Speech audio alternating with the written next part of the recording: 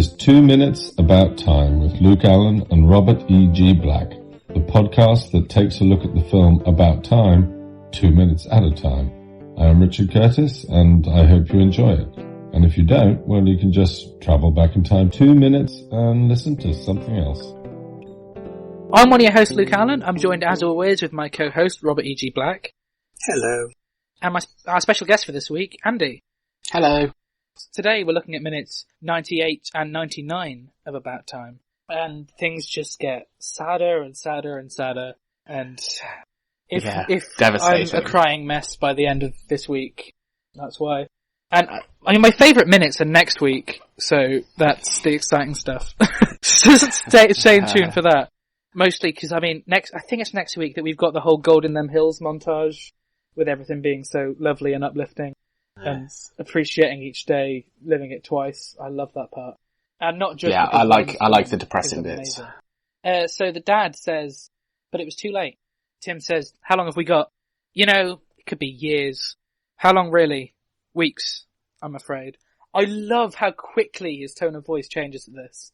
Like, I mean, I haven't even had to look at the minute to read the words. I remember exactly his delivery, and it's just, yeah, the way he says it could be years. I like how he knows that Tim knows he's lying when he says that. I don't, not entirely sure why he says that, but it just works so wonderfully. And then Tim says, have we had this conversation before? Yeah. What happened? I rather let myself down. I hugged you. Yeah, that line confused me a bit, but we'll get to that in a bit, because I want to talk about, as you said, why did he tell him that he could potentially have years left, knowing that Tim's going to know he's lying? And I think it was maybe James's kind of grasp at trying to comfort Tim, and not be like, I'm going to die soon, but be like, we have time, it's fine. And I think he just kind of attempted to convince Tim of that, knowing it was going to backfire, but it was just kind of a last straw pull at, yeah, I might be going, I might have cancer, but we have a few years and that's fine. And he's so relaxed about it because he's had this conversation before. You know, I think the fact that at this point he just knows he can go and do it again. Yeah. That it's... Yeah. It's a great moment here when he says, weeks, I'm afraid, and then you get, like, Tim just thinking. And then the dad is kind of, looks at him a little weird because he's like, oh no, he figured out again that I was lying. Yeah. And yeah, it's that penny drop. Yeah. And he's like, have we had this conversation before? It's like that moment where Tim knows, dad knows that Tim knows.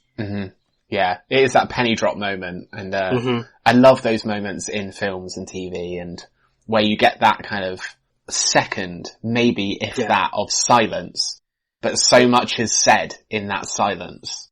It's that moment of everything's figured out, literally in just a second of nothingness. It could just be a look or something like that, and suddenly everything changes. You go from James trying to lie to Tim to comfort him, then telling him the truth, and then you have a second of Tim now realizing that his dad has done this probably countless amounts of times. Yeah. Just to try and get it right. And he still goes with the lie first. Because it gives you that slight moment of hope. Yeah. Before you get the real news. Yeah, it's just pure desperation, I think, on James's part. Yeah. And I think it's wonderful. And looking at this minute now, just on mute while you're talking, once again continues to point what we said before about how a wonderful film works well when you can know what's happening with the sound off. Yeah. Even though this is just an exchange of dialogue, what is essentially a conversation on paper of exposition works perfectly on screen. And I love how at the end of this minute we do have the hug. Oh, I've recognised one of the books on a shelf, I think. Hang on, I'll go check again. Because we looked at this way early on, and I haven't really gone back. I started to make a list, and then I realised there was no organization to it, and just deleted my list. Okay, I am pretty certain. I reckon. Right, I'm going to be like 30 seconds because I'm going to compare it to my copy of the book that I think it is. Okay, I'm uncertain. Robert, you able to open up the shot of... Oh no, never mind, I'm wrong. It doesn't matter. I thought it was a copy of John Cleese's autobiography, and it wasn't. The logos don't line up quite as well. That's a shame. I would know one bit of decoration that's not a book. On the desk, there's a bulldog with a helmet on, and in my notes, I'm like, I guess it reminds him of Mum because Churchill. Yeah, Churchill. Oh, yeah, Andy, you won't know this. Okay. In the line originally when Harry says, "Does your mother still look like Andy Warhol?" Right. It was originally Winston Churchill in the script. That's cool. That's a cool little tidbit. I like that. And he's got the B.B. King poster as well behind him. Two of them, which is just lovely detail again. It's such I mean, looking at Tim's reaction when he realizes that his dad's done this, he almost looks angry in his face. I didn't notice that watching it, but I'm just on a freeze frame of it. I mean, do you guys agree looking at that he looks... When he realizes what, sorry? When he realizes that his dad has done this multiple times and asks how have we done this before, he looks in his face angry. He doesn't look disappointed, he looks angry. Well, I feel like maybe it would make you feel insignificant. The idea that this version of you could just be wiped out in a minute. I think maybe he's been so caught up in his own time travel that he doesn't really think about his dad's and the fact that his own past and life. No, the only time that his dad time traveled in the movie, Tim wouldn't know about it. Oh yeah, he doesn't know. By it happening, he doesn't know. It might be an interesting lesson for Tim, although he doesn't comment on it, in that maybe it makes it feel like the present is less genuine because it's not the original version. And so it would feel like something other than disappointment or sadness. And he can see the real people behind his time travel as well. Mm-hmm. You know, he at this point, he's seeing that his time travel does affect people. And it could affect the way he is when he interacts with people. Your first interaction is different than your second interaction. Yeah. Do you both take, sorry, let me reword this. If you were Tim in this situation, and you had realised that your dad had done this over and over again, would you take that as that you're insignificant, or would you take it as that you're more significant because your dad is just trying to get it right, or just trying to spend more time with you? Yes. Which way I'd think the second one, and I think he intends the second one, but I'd imagine the first would come. I think both. Mm-hmm. I think it would be the first one immediately. Yeah. And then it would segue into the second, because you realize he's trying to make sure that you get this news the right way. I think that is the same as what Tim does. You know, it hits that first moment of anger, confusion, am I insignificant? And then leans more, especially when you get into the hug moment of it just being like, my dad just cares for me and he just wanted to get this right and he appreciates that. Robert's got this theory with the film that the time travel doesn't actually exist. Okay. So I was wondering whether we could check into that theory and see how that works with all of this, Robert. Well, with this from the dad's perspective, it's still Tim telling the story, but in this scene it would be, you do practice this sort of conversation, probably. Like how you're gonna break horrible news to someone. So it's like, had we had this conversation before? Yeah, and I decided I was gonna lie and say it would be years, you know? Yeah. That's a good point. That's a very good point. It could be taken either way, couldn't it? From a literal, I've been time traveling over and over again to just I've been in my head rehearsing this moment hundreds of times. Like the Kit Kat thing with the car is, she goes back in time, but she might as well just go back in time in her head to think, what would I have done differently? How do I become a different person? Yeah, great theory. And Tim's time travel at this point becomes less significant, even though it is actually more common in his daily life for a little while. Yeah, because his dad teaches him to just live in the moment, which is still a lesson that people teach you all the time. So it still works entirely. That's one of those problems people have with this movie in reviews sometimes, is the message is so trite. And I'm like, yeah, but most people don't get that message. So that's why so many movies still have to keep having that message out there. And I think Ron's song that we get next week is such a wonderful song that captures it so well. I mean, it was not a song written for the film. So should we go straight into 99? Well, I think it's important to get the timing on the hug too, because out of this minute, because that's the way we look at the movie, it's second 44 that Tim gets up and walks over to his dad and hugs him. Like, it takes time for this moment to happen. And then the theme music comes in instead of Spiegel und Spiegel, which is good because it changes the tone for the next minute. And I think maybe it's important that we associate that music with the dad for what we get at the end scene. Which has got the About Time theme again, which is just, it's such a simple piece of music. They're basically the same thing on repeat, but it's beautiful. And I mean, I get bored listening to music over and over again and editing this podcast over and over again, you know, using the same theme tune for each episode. And yes, it's a cover of the About Time theme, but it's such a beautiful piece of music that I hear it every time I edit and I never want to skip it. It always works, and music has driven me mad normally, so it says a lot to Nick Legg-Close, who composed it, and I guess to Ethan O'Mahony, who did our theme tune for the show. Yeah, it's a great bit of music. And I like that it takes so long for Tim to get up and go over to his dad, right? Because that's definitely not a moment that you want to rush. Right. It's definitely not that's, even though it's an incredibly emotional moment for both of them, and it's a very important moment, and you would expect maybe in another film for them to kind of rush to each other in a passionate hug. Yeah. Which probably happened with they don't. When she ran in there. Yeah. She would have just run in, probably not even said a word, and just gone straight for him. Kind of like she does to Mary as well. She might not tackle him to the ground, since he's got cancer. Maybe not, no. Start kissing him all over the face. I think, as well, I mean, never been in a situation like this, but I think I've definitely been in situations when you're sat there, someone's like bearing their soul to you or whatever, and you think, I should hug them at this moment, but part of you doesn't want to. So you have got that sort of slow thing. Sometimes I do, admittedly, other times I don't. And I think that is sort of what's there, where Tim knows that he should hug his dad at this moment, but you also know that a badly timed hug is just not good. So you have to think it through, and I think we definitely see that. Also, I know the father doesn't really mean it literally that he let himself down by hugging him, but it could be an indication that his father's not going to hug him. So he has to get up, go to his father, and that's how the hug will happen, because the hug does have to happen. Yeah, that's good. Yeah.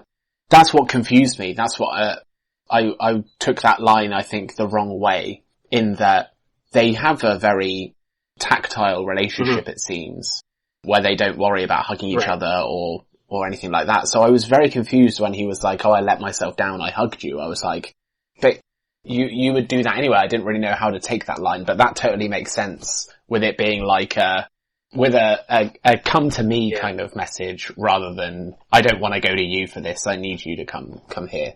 Yeah, and I think it's interesting how this sort of emotional distance works in their relationship, because it's odd, and it's a very brave thing to do. I think there are a few writers that could manage it.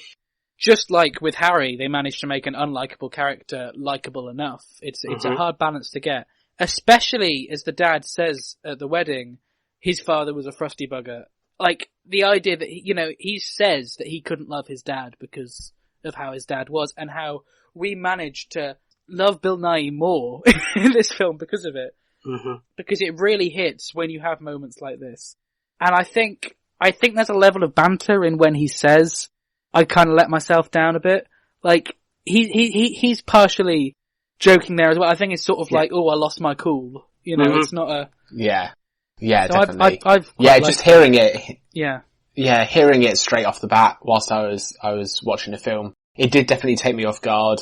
I don't know whether I would have, not that I'm saying I would be a good writer anyway, but I probably wouldn't have written it like that. Well, you'd be scared that it could be taken the wrong way. I know I am all the time. Exactly. I'm writing stuff, and often I get very specific, I think, into, like, if a character is joking, I make sure that it's written that they are joking. Very obviously. And it's all these, like, so just because I get so scared, if this gets portrayed wrong, then I'm stuffed.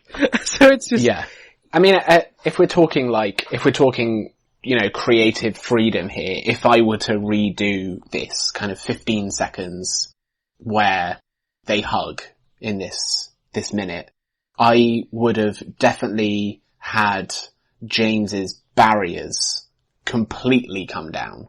And for just a moment in the film for him not to make a witty remark or not try and be the dad, but just need somebody that needs their son to comfort them in what is probably a dreadful, just completely life-shattering moment of telling your kid that you're dying soon. I think the implication is that's what happened before, is he did break down. Yes, yeah. He hugged Tim and then realized he didn't want it to be about himself. He wanted it to be Tim's moment of coming to terms with this. And so he went back and lied to him. Yeah, you're right.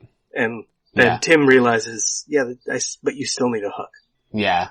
Yeah, you're totally right. I don't know whether I would have kept that in. I would have kept the vulnerable shot in of just having that complete contrast from this very kind of laughy, jokey, comforting dad to just a shell of a man that needs help and needs somebody there.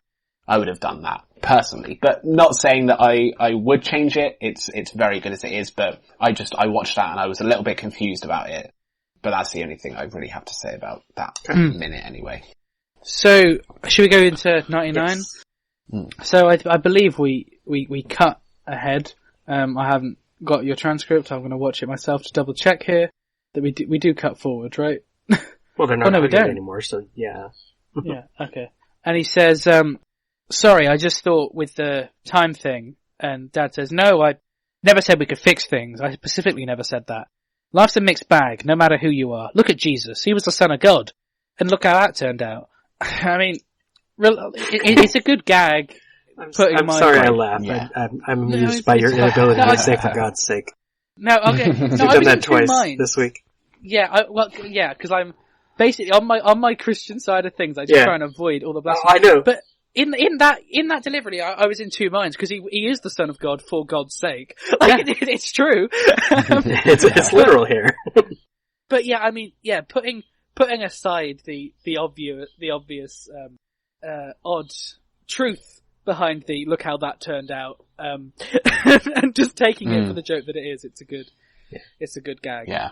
And I think putting that gag in there really does drive home the truth of the message in that life really is a mixed bag no matter who you are. There really isn't anyone that has a life that isn't a mixed bag. Right. Do you know what I mean? And you might overthink it when you're living your life, but I think the gag, even though, potentially overly crass, is true.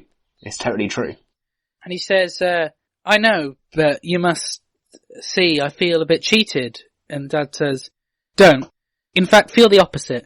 The only people who can give up work at 50 are the time travelers with cancer who want to play more table tennis with their sons. Oh. Right, I said I'd be close to tears by the end of this, and goodness, it's coming. Right. It's just... We see so much more of the dad in this exchange. We know him and love him throughout the whole thing, but we see so much more about his character, and he sort of is explaining why these things happen. Yeah. And it's just... Yeah, doesn't Tim make a comment after that? Doesn't he make a comment about, that's what that was all about? Right, so that's been the deal. Oh, okay, yeah.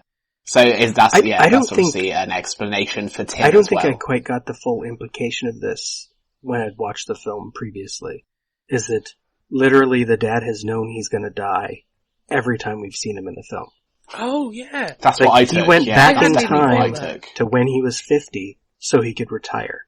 And that's 5 to 6 years before the movie starts. Definitely how I took it. Through the entire film, he's known that he's gonna have cancer and he's gonna die from it. I hadn't thought about that. And, yeah, right.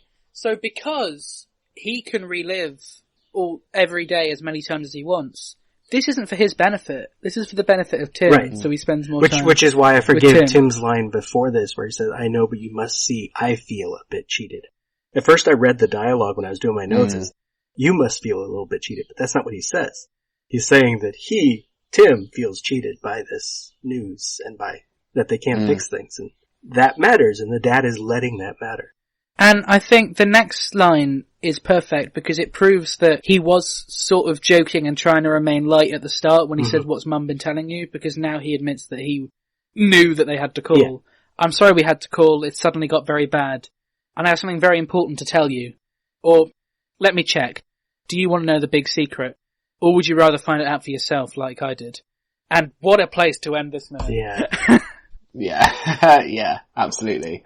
I like that a lot. I like the fact that he's not necessarily taking away from the moment that they just had, but he's almost trying to relive the moment of telling Tim that he could time travel again without time traveling, if that makes sense. Having that, like, do you want to know the big secret kind of thing that they did before, but without the time travel, he's reliving that by passing something down onto his son again.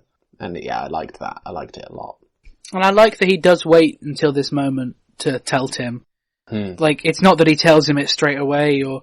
I love the fact that they managed to hold in for 21 years that you can travel in time. Like, I mean, that must be tough. Yeah.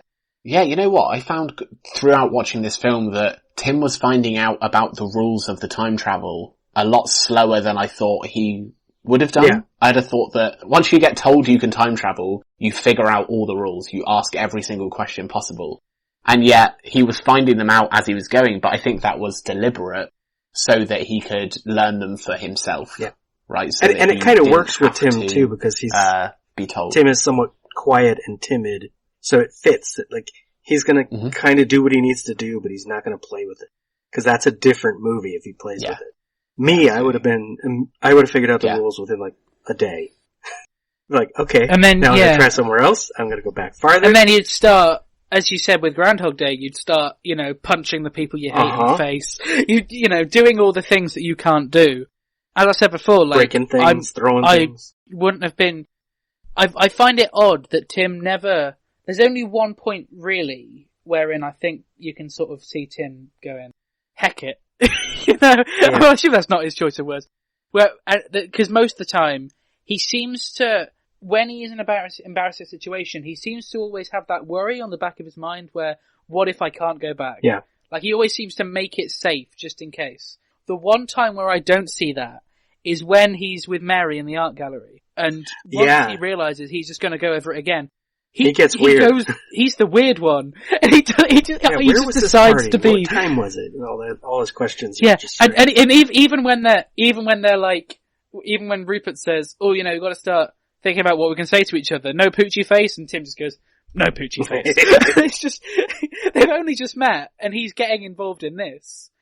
I'm not actually, I should just say I don't have as much of an expansive knowledge I would have liked on the film. I just edited those episodes of the podcast today. So I'm remembering those lines. But yeah, I think it's brilliant. So have we any other comments on 99 before we get into the big secret on Friday? No. Not for me. No. Okay. So, Andy, where can our listeners find you on social media? You can find me at Andy Hayden J, that's AndyHaydnJay on Instagram, or you can see everything I'm doing, magic and mind reading related, at tinystupidmortals.co.uk. And Robert, where can the listeners find you? Robert E.G. Black on social media, or lemmingdrops.com for links to everything. Listeners can find me on Twitter at llama_bottle0, Instagram at the Ginger Luke, Facebook at Luke Allen Film. All podcasts, radio appearances, newspaper articles, short films are all at lukeallen.co.uk.